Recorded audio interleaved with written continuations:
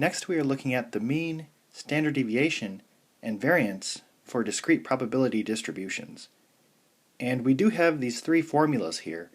However, we are going to be focusing on using the calculator. So we're going to be using the 1var stats and then the list 1 and list 2.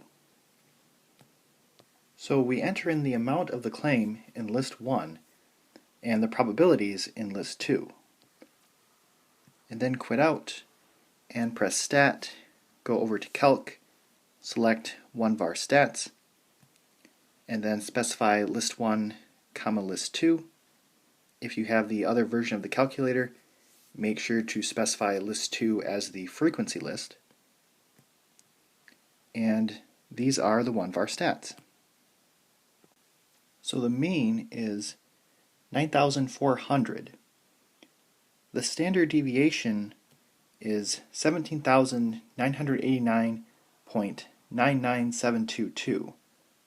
So when I report the standard deviation, I want to round that to 2 decimal places. So 17,990. And I want to square the original when finding the variance. So the variance is going to be that big number.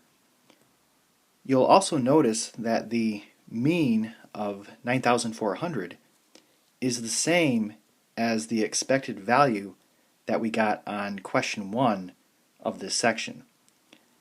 And that's really because this is the same data as question 1 in this section, and the mean really is the same thing as the expected value.